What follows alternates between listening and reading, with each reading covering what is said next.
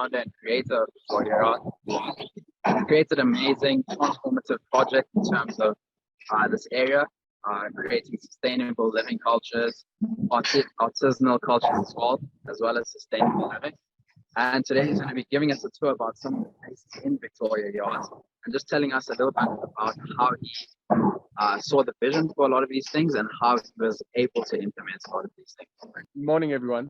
All right, so this is Victoria Yards in a very kind of gentrified looking kind of way. It certainly wasn't like this when I arrived here in 2016. It was pretty much it was falling to pieces. It was being abused by the tenants at the time, who were informal panel beaters and painters and people associated with the motor industry, but in a very informal way. The kind that you take a car into that's just had a crash, they fix it and it comes out in a worse condition, looks better, but is in a worse condition when it actually drives out the door. So kind of dangerous fixing. And one of the questions people always ask is what happened to those tenants. We had a very nice arrangement with them where they were all on a month to month. And I have to tell you this because it's always nagging in the back of people's minds. They were all on month to month kind of leases or deals with the landlord at the time. And we gave them more than a year to find new places for their businesses. And all but 1 out of 50 went very peacefully, and it was a very easy transition. But when I crossed over into this place, where we're standing now was filled with battered and dented cars. There was fences put up everywhere. There was dog crap all around the place. It was really disgusting.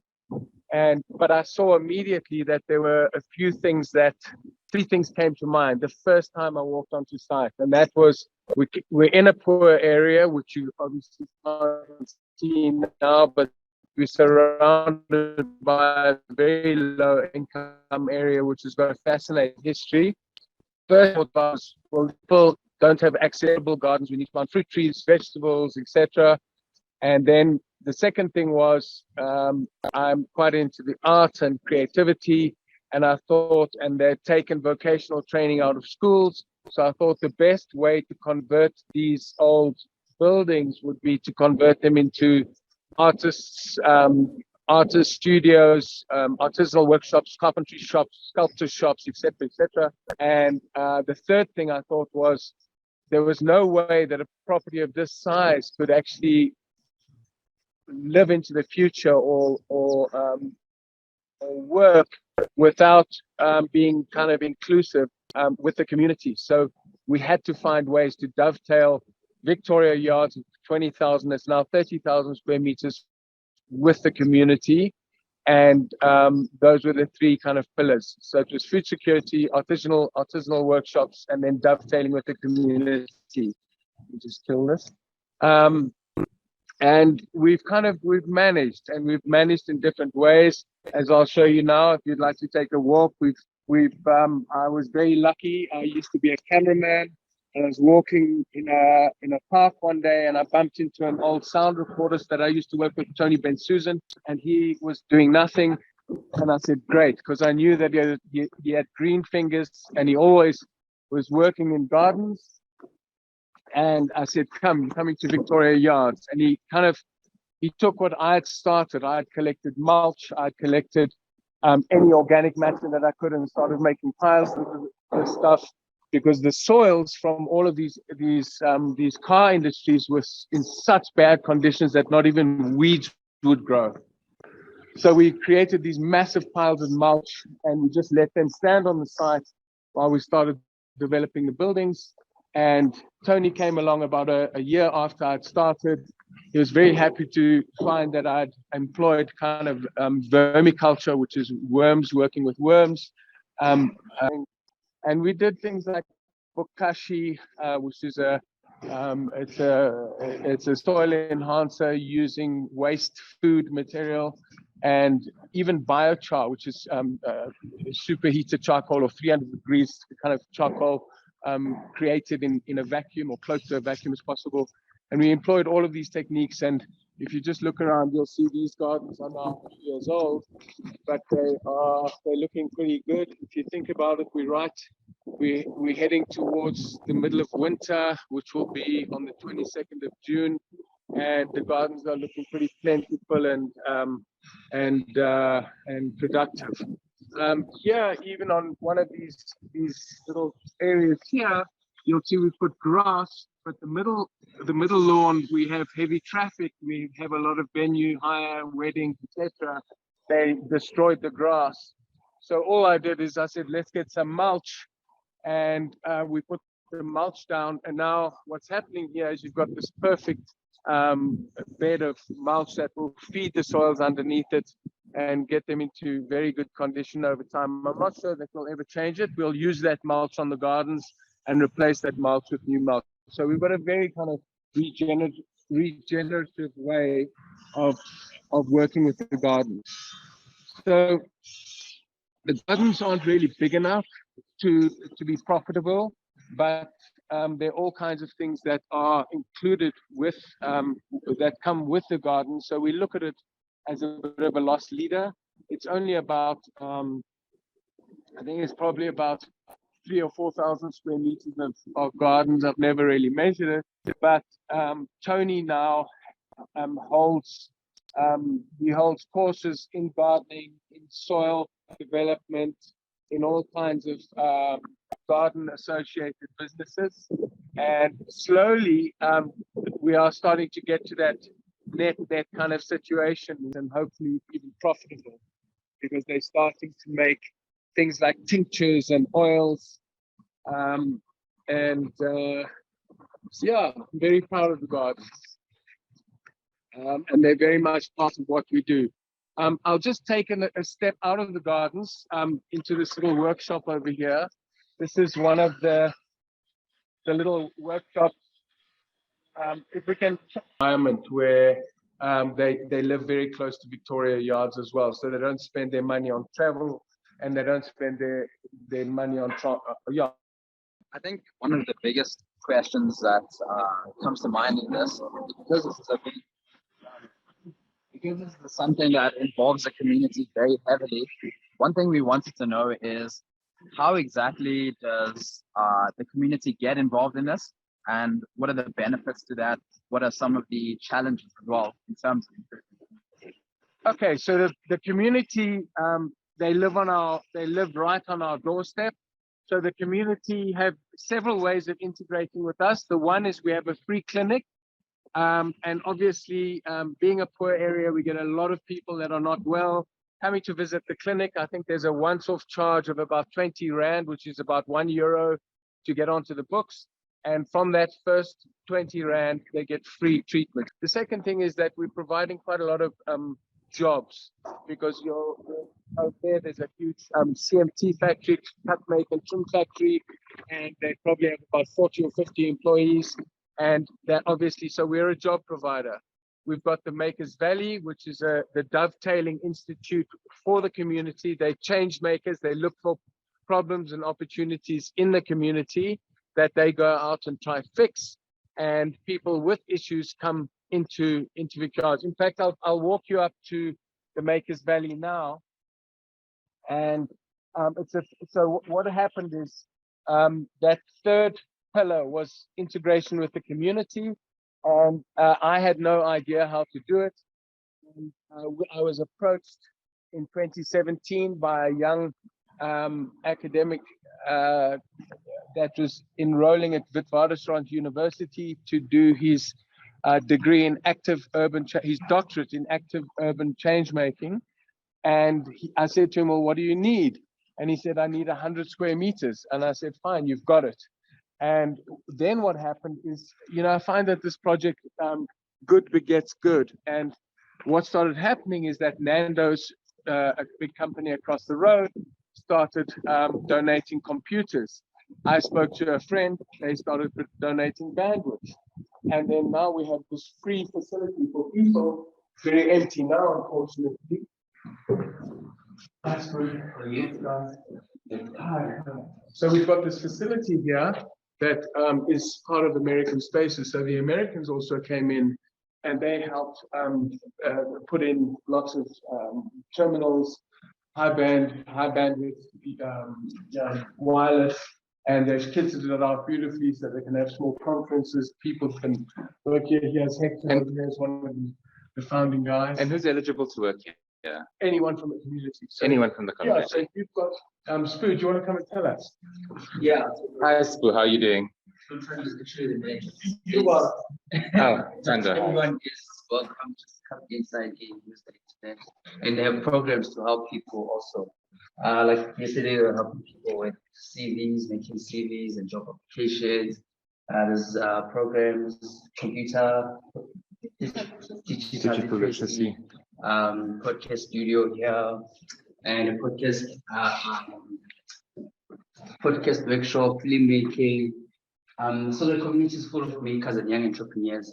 I think the important thing that the space provides is for them to come together and have those opportunities to go as entrepreneurs and create their own opportunities within this beautiful development we get as a whole. Wow, that's fantastic. And Spoo and Hector here have been with us from the beginning, from 2016. Wow. And they are really shining examples of kids that have come off pretty much without much behind them, and they've just grown into these extraordinary people that are doing their own charities. I mean, what happened to the shoot? Yeah, so I have an organization called Sneakers for Change where I collect sneakers and donate them to people who need them. But since I got into the space, I've learned about fashion sustainability, and I've started a brand called Sweet Lab, where we redirect fashion items from the landfills into the wardrobes of young people using art and design. So we reworked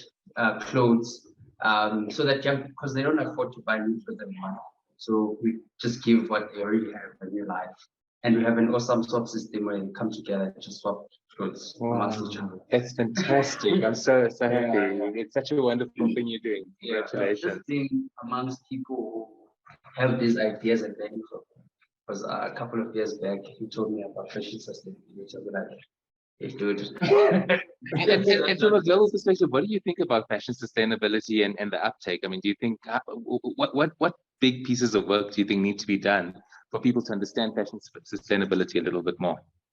I think there's a lot of elements to it. Number one being people wanting to show off, especially as young people, always chasing the newest trend and so forth. But also there's elements of how clothes are created and how 90% of the clothes in SA are not manufactured here. The materials that are used.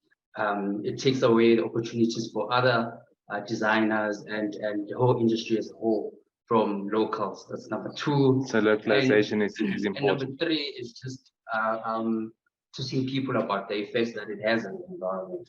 I feel like that's the most important part. Understanding what happens to clothing items. Like it takes a couple of 100 liters to create a t-shirt, cotton t-shirt, just one. Something that I've learned recently myself. But yeah, just having that knowledge, it helps you make better choices. Wow. Wonderful work that you're doing. Thank you for sharing with everyone. Thanks. Cool. So yeah, these guys are just such a integral part of what we do, and it's nothing for ultimate sustainability for a property that's 30,000 square meters to give away 100 meters. It's such a tiny little part. We're on solar and we're on borehole, so the water they use and the electricity they use doesn't cost us anything. So it's kind of, it just works. And what a big difference it makes in everyone's lives at the same time, right? Besides just that one opportunity, it lends itself to all the other follow-on opportunities that spur from that. Absolutely. Tony, yeah. I'm pulling over our gardener. I've just seen our gardener, the guy that used to work in television with me. It's just, it's just people. When people come here, there's just this feeling. I've got other businesses where the community strength, the strength of community has got absolutely nothing on what is going on here. And it's because everyone here kind of one of the things that we insist upon when people join us as a tenant, because this is a business, is that what are you going to do for the community internally, i.e. inside Victoria Yard, or externally. So every single tenant in the space is doing something not for himself, he's doing it for the outside. For the outside. And that to me is sustainability. Absolutely. And we very much continue on the same theme. We grow for the people who work here, and we grow for the surrounding community. They come in daily and buy fresh organic veg at a reasonable price. Wow. And tell us a little bit about your process and a little bit about the soil and how you've gone about it. Walk a bit. Yes, let's do that. So it's really all about soil biology. So the way the system works is that through photosynthesis, the plant extracts things from the atmosphere and makes a food. Now that food is actually not really for itself. That food is to attract bacteria and fungi who are going to go off and get food for the plant. So what you have to do is you have to facilitate and maintain that system, and that's organic natural farming. You're also incorporating flowers that are actually your natural pesticides. So what types of flowers are those that you would recommend? They might be things like fennel, coriander, the gorgeous. Those are very, very beneficial. You're talking cover flowers. We're also into like diversity, because that's important, because that gives you a richer soil life. Absolutely. And we introduce some unusual crops. For example, here, this is dinosaur kale. This is Italian black kale. So this is Italian black kale. What do they call it? Nero de Tosca. Nero de Tosca. Yeah. And it's absolutely delicious. It's a biennial crop, so it grows for 2 years. And you can see why I call it dinosaur kale, because it looks a little bit prehistoric. And it just keeps going, summer and winter. So it's quite a resilient plant. Very resilient. Most of your other brassicas, for example, this is broccoli, those are only like to grow in the cooler months. So we also introduce things like moss. So we're putting a moss over the soil. Now, what a moss does, it maintains the constant soil temperature. It decreases evaporation, so you're watering less, and it's home for your microbes. So they love it like that. Okay, fantastic. So, unusual plants. We like to grow unusual things. This is something called a yucca. A yucca. It's a sunflower family from South America. And what you get, you might be able to see one around the side here. You get these big tubers like sweet potatoes. It's attracting something. That's not a fly, it's something else. I don't know what that is. It's a kind of a bee, but it's not an ordinary bee. Yeah, it's a difference. You see on the plants, a lot of unusual things going on. What you do with the tuber, you put them down there, it's a bit dark. Right down here, if you've got enough light to see, those are your tubers. But we won't be eating those ones, we'll be eating the softer ones underground, we'll be keeping those ones for seed. So what you do is you just peel it and you eat it raw, and it tastes like a sweet pear. Wow. Now what it's got in, it's got inulin and it's got levulose. So it's actually used to make diabetic sugar. Okay, So so it's quite a nice. Show about dope plants. The dope plants. Yeah. Let's have a look at some of the dope plants. Now, we don't plant any of these, they just seeded by creatives. You get two kinds, you get your sativa and your indica. This is sativa. Nice big fat head. And just for everyone in South Africa, it is legal to grow for personal consumption, Exactly. but only for personal consumption. Exactly. You can't sell it. I need to interject. I was in Pakistan doing a story about Garinda Chadha, and we are outside a police station and this old archive. And there was a massive dope tree growing outside the police station. And I said to the policeman that I was standing with, I said, "Hey, isn't this illegal?" He says, "What do you want me to do? Arrest the plant?" This is stevia, it's a natural sugar. So if you taste this, Okay, it's so yeah. taste it and then come into So it's another one that is actually used to make. sweet. Very, very sweet. Yeah. Oh, that's the sugar. Another fascinating one, nettle. Stinging nettle at the back here. Don't touch it, it stings. This has been described as possibly one of the most nutritious plants on earth. It's full of ions, it's full of APCs and Ks and magnesium and calcium and everything. But it's also very, very, very useful in the garden, because what you do is you make a compost tea out of it. And that's a very good nitrogen additive. So we do a lot of making stuff. We make compost, we make comfrey teas, we make biochar, we make vermicompost, and we just incorporate all of these into the soil to just keep it alive and active and growing. So the other interesting thing about this type of farming is that your plants are more nutrient dense. So they have more everything's in than store-bought stuff. And also we pick fresh. So you come by, you pick and go home. Yeah? It's got no shelf life. Wow. Well, thank you so much for sharing with us. It's such a treat. Great. Love it. Should we take a walk down to the river? Yes, I'd love to find a little bit about the Just pop the camera in here. So Sure. these are some of the. This is one of the. So we love the artisanal things. And here's hi guys. And this is one of our artisanal workshops. They make ceramics. And, they supply another business that I own called 44 Stanley Avenue. They've got a shop there. So here's the manufacturing component, and that is fed directly into the retail component at other place. Hello. Thank you. Good.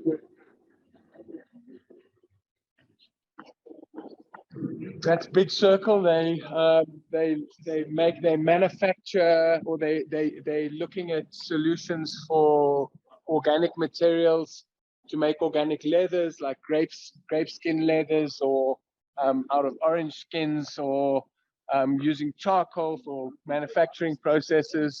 And they have a grant from the South African government, I think, to experiment and make product. We have another ceramic studio over here.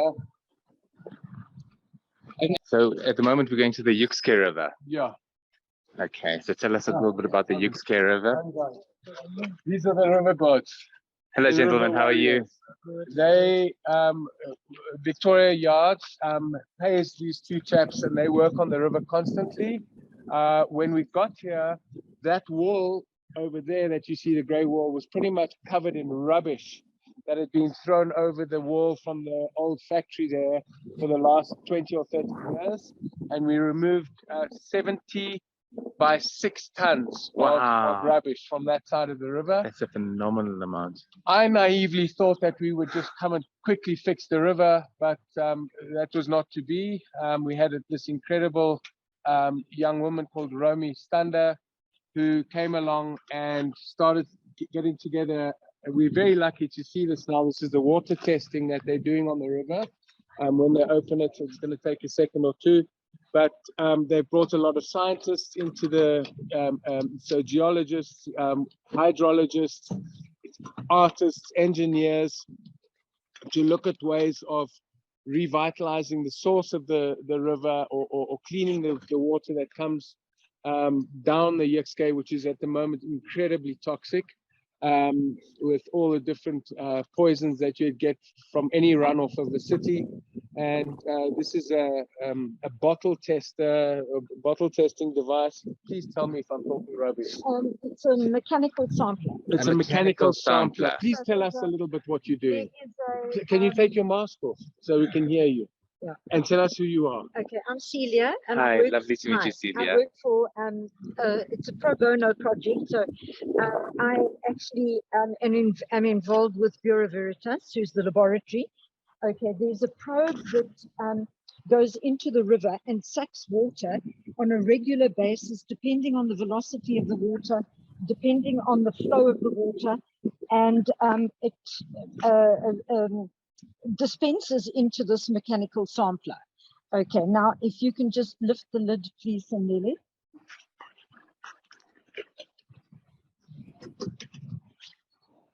And we come here every week. And what are you testing for in particular? Test, we test mainly for E. coli, which is and we test a range of chemical analysis. Basically, the suite of tests that indicate whether it's fit for human consumption. Okay. Wonderful. Thank you so much for sharing. So they've spent about R1 million here, or 60,000 euros on equipment. You'll see that there's things to weather. measure the weather, etc. But one of the most extraordinary things that we have done here is we've planted indigenous grasses, grasses that were endangered, high veld grasses, and all of this grass now along the banks has been extraordinary in attracting a whole new range of birds. But there are all kinds of small, beautiful indigenous birds that now kind of come and visit the river. And I see there is an animal coming down, but it's a domestic cat. It's a domestic cat. Yeah. And tell us about future plans of Victoria. Yeah, so have a look. So this is there, all the sacred ibises, but you'll see a whole lot of other bird life in the river at the top. And if you're lucky, you might see some in the grasses. So this is the new part of Victoria Yards. We've just started. In fact, this is a trumpet school that the French government have donated 10,000 euros towards, and they're teaching these lovely young kids from the neighborhood that would have never had access to this kind of privilege, that now learn and can play the trumpet for a few years. That's beautiful. Yeah, so over here you'll see I'm a complete mulch obsessor, and we're collecting, this is all mulch along here that we've been collecting now. And if I could dig into it and show you some things. Well, look at these beautiful fungi over here. They all grow on this mulch, which is a sign that the mulch, you can see the steam coming out. Look at the mycelium. The mycelium is rocking in this stuff. It's really amazing. So this is a very, very good, this will all of this area that we're standing in now is going to become gardens.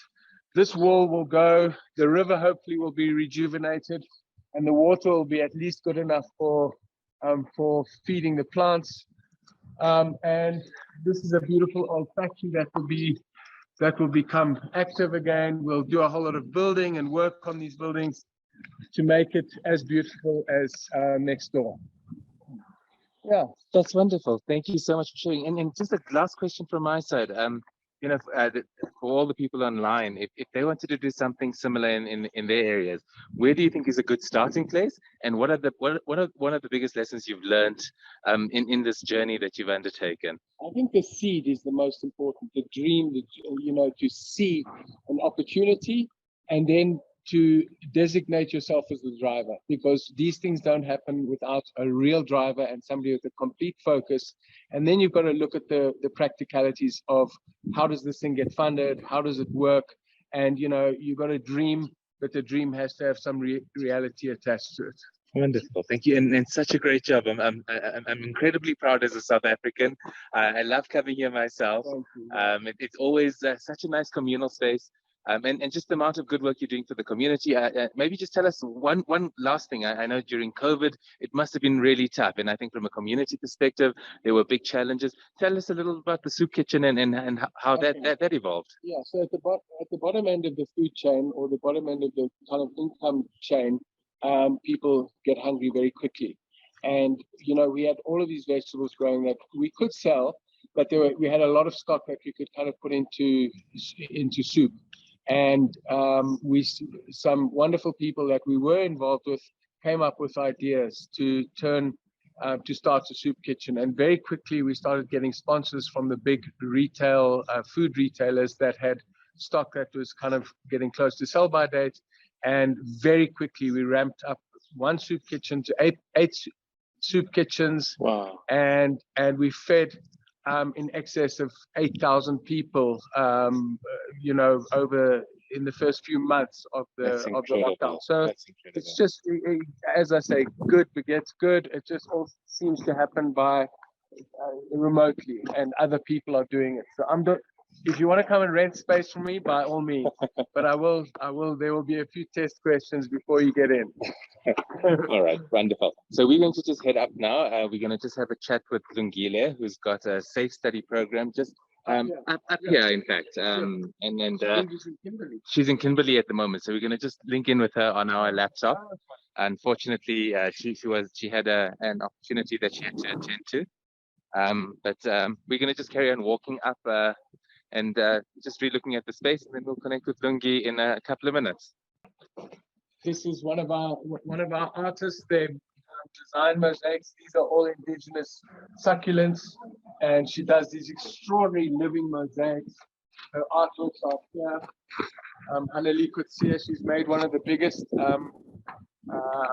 mosaics in Johannesburg or in Africa. I think it's probably 11 stories tall out of old plates. And it's when you stand back from it, it's a beautiful portrait of a young black woman. And it's so textured and painterly. She's quite extraordinary, Annelie. And what's your views on this integration between arts and community? I mean, art is such an important facet of driving the community spirit and creativity. So I'm very into aesthetics. I mean, I worked with this young chap getting his doctorate, and he didn't quite see the point of aesthetics. It was more about filling bellies. And I said, if you give people what they didn't know they wanted, and that is beauty, and you surround them with trees and greenery and plants and flowers that they're not really used to, it has an emotional effect on them. It has a very positive effect on people. So I think that incorporating art into what I do is, I kind of couldn't do it. I don't know, you couldn't really do it without being surrounded by beauty. And it's become part of what we do and what I do. It's very important. Good. Thank you very much. Hi, Lungi. Unfortunately, you weren't able to be with us today, but we did show a little bit of the outside of your premises and what's happening. Tell us a little bit about what you do. Yes. So I was just saying that I work on the other side with social workers. So I'm currently in a program for gender-based violence, women in a shelter. So we're teaching them entrepreneurship. Okay, so I was just saying that Safe Start is an after-school program that started during lockdown at a soup kitchen, right? That has turned into a swap shop where the community no longer waits on queues, someone giving them a plate of warm food. So now they bring their recyclables and then they earn points by bringing their recyclables. And then on Friday, they have points and then they can buy dry food. So there's more dignity in now they've ended. So the soup kitchen for us was that where kids were coming, and instead of coming at 2 o'clock, they'll come at 12 o'clock, and they had no internet, they had no, there was no learning because, the digital divide, just COVID really exposed the inequalities in our country. Yes, especially with the quality of our education. So Gina, who is the co-founder, so she just was engaging with the kids, and then the kids, they said they were bored. We're like, why are you coming so early? Why are you not at home? And then they said, we don't have any learning material because we were getting that from school. So then she started bringing worksheets, and then from the pavements of Victoria Yards, there was a school, right? Then we realized there's a need. Then we went and spoke to Victoria Yards, we spoke to Brian, and then Brian gave us the event space. So since April 2020, we're just operating from there every Saturday from 9 to 12. So basically, we were combining art, academic support, mental health and wellness, environmental and entrepreneurship, education in one experience, right, for children between 6 and 16. Mental health was very vital because they come from small spaces. So a 2-bedroom house is 4 families. In the dining room, it's mother, father, children. In the bedroom, mother, father, children. So there's no space just to be a child, for the parents to be parents and do their own thing. So they get to see all of this. So it was very important for us. And just for the participants, it is all of it is in urban areas, right? So on the streets, it's basically you leave your home and you're on busy roads, right? Yes. There's not even like a library for the kids to say, okay, I let me escape and go here. there's nothing like that. So we had to, our mission had to be advancing quality and equitable education, right? By enhancing, creative spaces for kids. And then for us to ensure sustainability, we had and greater effectiveness, we had to build stronger and better bridges between Victoria Yards and the community, because the community needs to develop, especially the children. They are the future. So if there's no creative spaces, academic support, then what are we raising, right? Absolutely. Yes. So it was vital, and thanks to Victoria's opening and understanding that, okay, they have a social impact, they have a role to play in this movement of all of us growing together, and just exposing kids to, these kids are vulnerable, right? Just exposing them to this beauty and green spaces. Mm. Then they know that, okay, yes, I might be hungry today, I might be in a bad situation, but tomorrow might change. There's more to life than my situation, right? And it has a positive effect.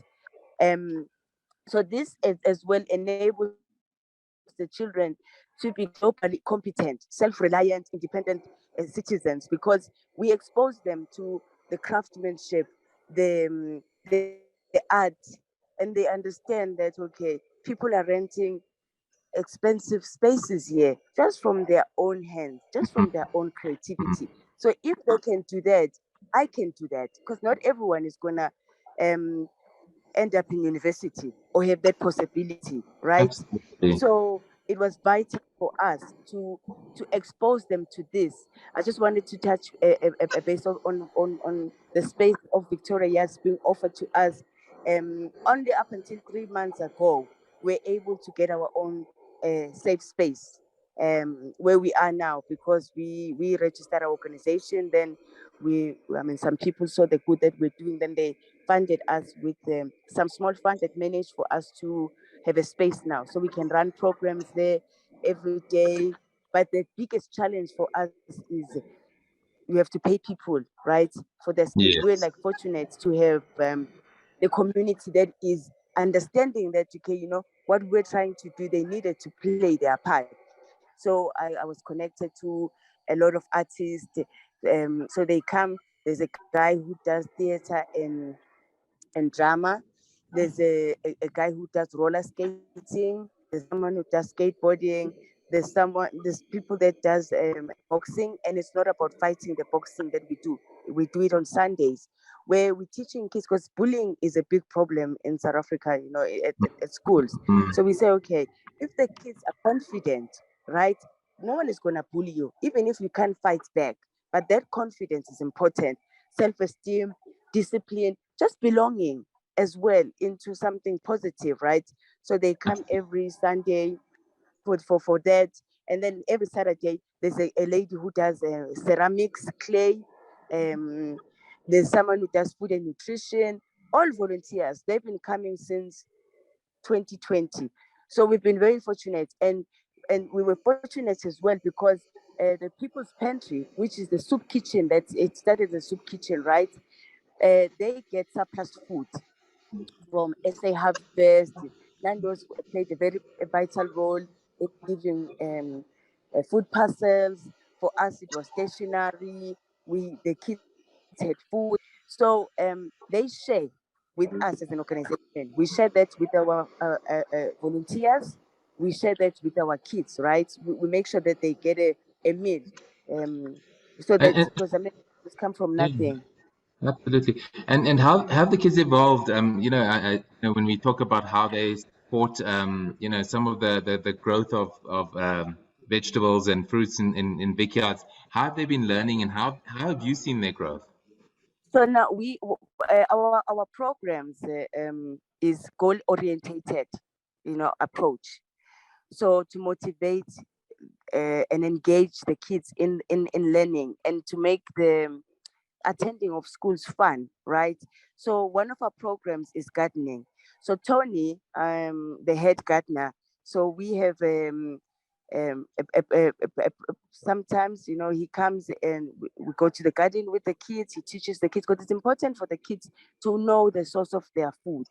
and to Mm. know that even if you live in a small space, like I don't know if you saw Haneli Kutie's vertical gardening, Yes, because we then did see.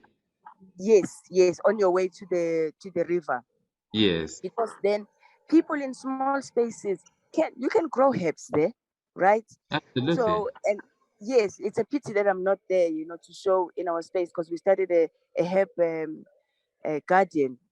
The space is small, right? They're just on pots, but we're teaching the kids that you can work with what you have. So I'm gonna go back Mm. to when we were in the event space. On other Saturdays, we'll come there. The space has been booked, right? So we have no place. So what did we say? What are the assets of our community? Parks. There's parks all over there. There's about Mm. 4 parks. Then we'll say to the kids, okay, let's go to the park. And it was COVID. It was nice for COVID to be on outside spaces. Absolutely. One child, other children will be carrying a chessboard, others will be carrying yoga mats. We just said, okay, help is gonna find us somewhere. So this is the teaching as well, to be like reuse, recycle, um, make use of whatever that you are having around you, because then you can't be waiting for the government. 'Cause the government has got too much on their plate, so they must Absolutely. find us somewhere. And this was important for us as well, to strengthen the levels of social cohesion, and providing holistic learning outcomes that Mm. adds value in attending school, because place matters. If you are around a creative, positive space, you're gonna have a positive future, right? Because I Well, mean, certainly. for the future prospects, economic mobility, you are exposed to all of this. Nothing can go wrong, right? So, yeah. So then now we have our space, and we're running our programs there. I mean, one thing that is one of the important programs is upcycling, right? Where we're teaching the kids to plastic to make products, right? Waste material. We make bags, we make school files, we make aprons. So we have collaborated with Water for the Future, which is the rejuvenation and the cleaning of the Jaske River, where we bring the kids and we say, okay, look, we have only one earth, so everyone's got a role to play. Everyone has a vital role that they can help in preserving our water, taking care of our nature. So for last year, for the World Monitoring Day, we invited the kids, the people from the Bureau lab was teaching the kids as well the importance of cleaning the water, because then they are still young, right? And they are fluid, and they are receptive to we can mold them, because then they can influence the parents, they can influence the community. Because what you find, I mean, what else are we going to do now if we've messed up it? Where else are we going to live? But Mm. still, it's difficult. So our focus has just been like, okay, let's just shape the kids, because they are our future, right? Absolutely. And Lunky, last question. What are those big things that you need to kind of sustain this and continue growing the program? Yes, okay. So the main thing at the moment, if we can get computers and laptops, because we're designing a program for coding, right? Because then it's going to help our organization in developing 21st century skills, right? And problem Absolutely. solving, construction and strategic thinking. And these are unique opportunities for kids, because then it supplements and complements our school's curriculum, and the education is very bad. We need funding for volunteers, because sometimes people don't pitch and you can't say anything because they're hustling as well. We've just Mm. been so blessed that they've been there this whole time. I mean, there's a lady from Rwanda. So we have a women's support group, right? Because we understand that, the mother plays a very important role. If she's positive, if she can self-sustain herself, then she gets that into the kids. So we have a support group where we're teaching them skills, right? Skills in sewing, skills in crocheting, So these ladies come together once a week, and I have a social worker.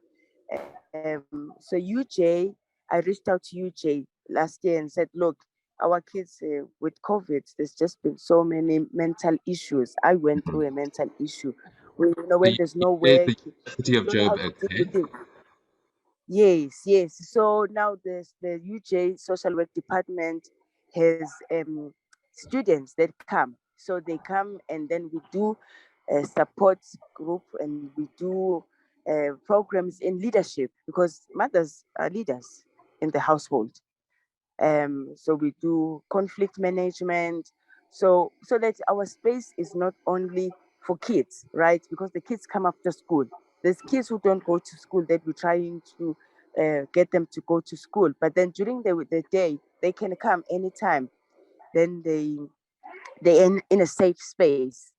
So, but then the most important thing as well is to make sure that our mothers are being taken care of. I mean, we don't neglect the fathers as well because the fathers need to be motivated as well, to be good role models. It's hard in our era because there's just people on the street idling, doing nothing, drinking, and the kids get to see this and then they think it's this the way of life.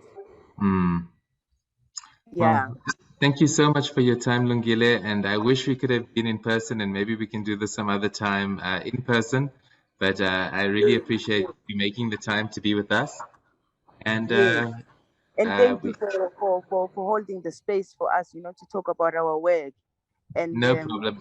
And more importantly, thank you for all the good work that you're doing and making a change in these little kids' lives for the better. yes, my God, we have to. There's no other way. I mean, it's to provide knowledge and skills sharing. That is in Victoria. Yes, thank God that we are in that creative hub, right? Because Yeah. then it's good for the development of the children's welfare later on. They know. I mean, if they can do it, I can do it. It's just simple as that. No, wonderful. Thank you so much, Lungi. Have a lovely day. You too. Thank you so much. Thank you, everyone else online, for joining us, and we will speak to you later. Bye. Bye bye.